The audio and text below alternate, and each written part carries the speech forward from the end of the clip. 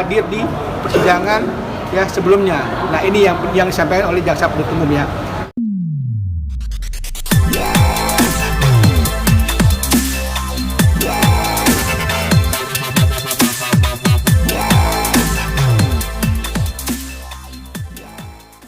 Hari ini kami menghadiri ya sidang di Pengadilan Negeri Jakarta Selatan dengan agenda ya tanggapan dari jaksa penuntut umum ya terkait nota pembelaan atau pledoi ya dari penasihat hukum Christopher Stefanus Budianto yang mana sudah kami sampaikan pada hari Rabu yang lalu ya, sidang yang lalu ya.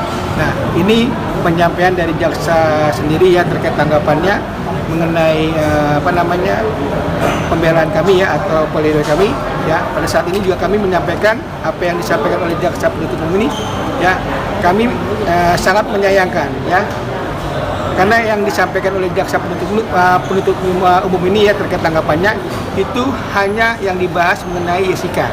Sedangkan ya yang patut diingat lagi ya teman-teman semua ya rekan-rekan media yang pada saat ini hadir, padahal ya yang kita tahu ini si pelapornya siapa sih? Kan gitu, si Septio Jatmiko Prabowo Putra ya. Berarti yang merasa diberikan ini siapa? Si Septio Prabowo Putra ya. Namun pada tanggapan ini tidak disampaikan juga ya, tidak dijelaskan juga ya terkait si Septio ini ya, terkait dia sebagai pelapor ya. Di sini hanya terkait dia menanggapi yang kita sampaikan ya atas nota pembelaan kita ya pada Rabu yang kemarin ya mengenai saksi-saksi yang pada saat itu hadir di persidangan ya sebelumnya. Nah, ini yang disampaikan oleh jaksa penuntut umum ya. Dan juga ini kami juga sangat menyayangkan ya. Dibilangnya di sini terkait masalah perjanjian ini ya itu hanya bersifat instrumen. Kan aneh. Ya, sedangkan perjanjian ini kan sudah diatur di dalam KUHP sendiri, perjanjian sewa menyewa ya. Di mana situ kan sudah jelas ya. Kalau misalkan perjanjian itu dibuat kan berarti ranahnya ke keperdataan bukan kepidanaan kan itu. Tapi disampaikan oleh jaksa penuntut ini ya terkait perjanjian ini hanya sebatas instrumen, kan lucu menurut saya nih ya dari penasihat hukum Christopher Stefanus Budianto pada kesempatan sore hari ini ya. Juga mengenai nilai kerugian yang disampaikan tadi oleh jaksa penuntut umum ya. Nah, ini kami juga sayangkan kan itu ya. Di mana pada saat sebelumnya kan ada penyampaian dari pihak sana mengenai ya total kerugian dari ya 11 unit yang disampaikan ya dari si pelapornya itu sebelumnya ya.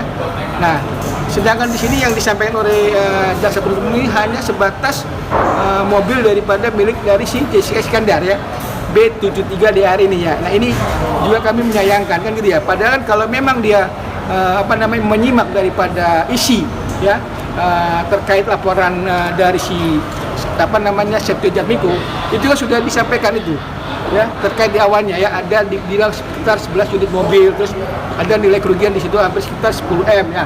Ini kita coba sampaikan lagi ya nantinya di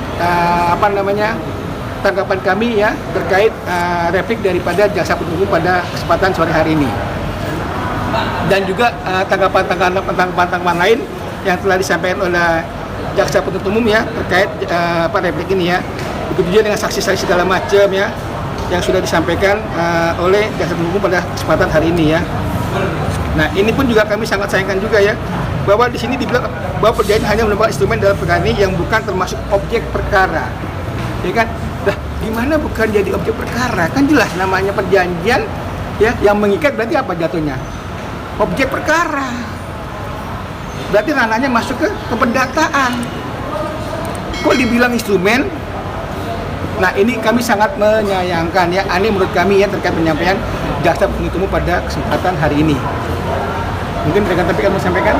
Ya, di sini banyak sekali ketidakjelasan ya di kasus CSB ini, dan kami yakin sesuai dengan pasal 191 ayat 1 CSB diberikan putusan bebas.